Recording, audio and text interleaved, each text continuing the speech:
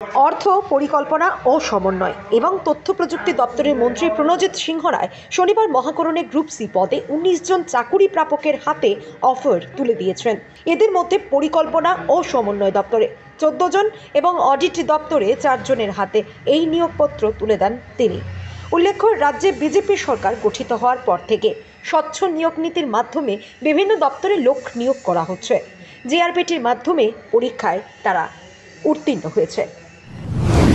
किरण गीते जी, secretary finance Apoorva Rai ji, এখানে সমস্ত উপস্থিত প্ল্যানিং ডিপার্টমেন্টের সমস্ত অফিসার্স এবং ফাইন্যান্স ডিপার্টমেন্টের অফিসার্স যারা আজকে নতুন অফার নেবে তাদের প্রতি আমার শুভেচ্ছা রইল। প্রথমত আমাদের দুজন সেক্রেটারি সাহেব সব বলেছেন, সরকারের আমাদের রাজ্য সরকারের মাননীয় মুখ্যমন্ত্রী নেতৃত্বের সরকার আমরা কিভাবে কাজ করতে চাইছি, মানুষের কাছে বিশ্বাস অর্জন করে মানুষের কাছে পৌঁছানো। আগে সাধারণ মানুষের অফিসিয়াল কাজ করতে গেলে তাদের কোনো প্রয়োজন সেখানে গেলে পরে এটা আমরা সকলে জানি লম্বা সময় নিয়ে তাদের বিভিন্ন ভার অফিসে আসা যাওয়া করতে হতো। এটা আপনারা সকলেই জানেন, যারা পুরনো যারা অফিসার্স যারা করছেন সবাই জানেন যে আজকে প্রত্যেকটা মানুষের কাছে সরকারের সুযোগ নিয়ে দরজায় পৌঁছে যাওয়ার জন্য সরকার কাজ করছে। প্রতি ঘরে সুশাসন প্রথম পার্ট শেষ করে আমরা সেকেন্ড পার্টে আমাদের সমস্ত গভর্নমেন্ট অফিসিয়ালস আমরা কাজ করছি।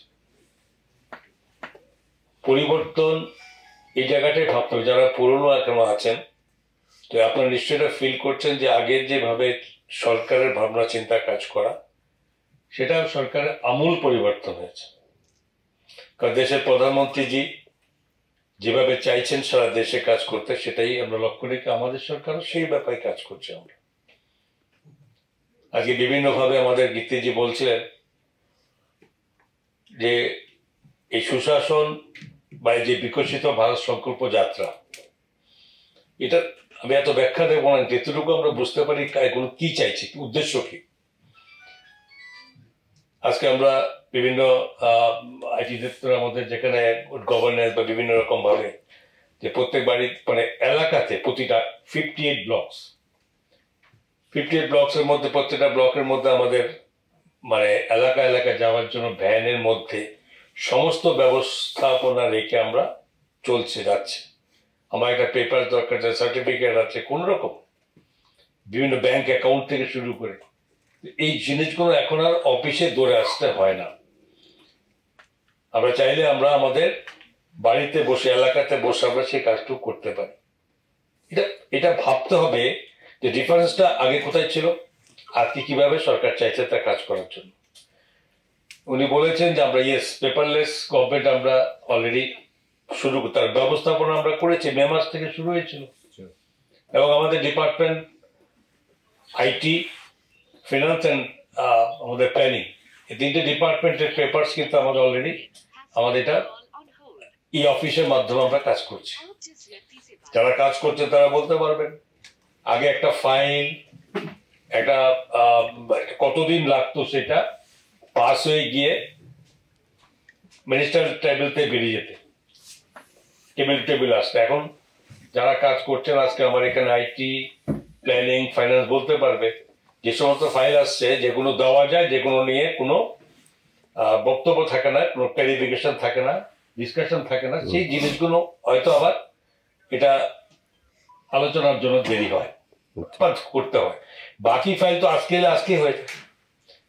আমি একটু আগে কাজ করার মধ্যে আমি দেখেছি গতকালে যা ফাইল আছে একটা ফাইল আমার কাছে বাকি নেই, ছেড়ে দিয়ে এসছি, যেটা কখনো ভাবা যেত না।